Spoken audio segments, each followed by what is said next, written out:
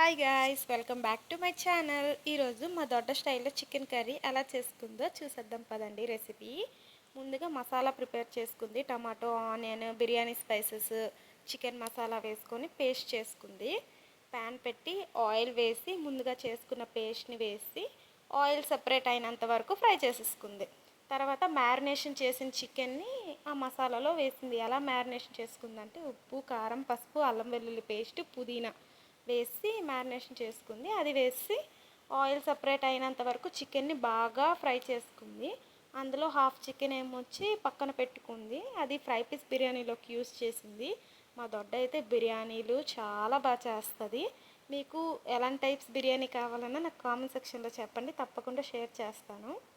ఇంకా గ్రేవీకి ఎంత వాటర్ కావాలో అంత వేసుకొని కారం, ఉప్పు వేసుకొని చికెన్ ఉడికే వరకు ఉంచుకొని దించేసుకుంటే చాలా టేస్టీగా ఉండి చికెన్ కర్రీ రెడీ అయిపోతుంది. ఇది బిర్యానీలోకైనా, ఇడ్లీలోకైనా, పరాటాల్లోకైనా చాలా బాగుంటుంది.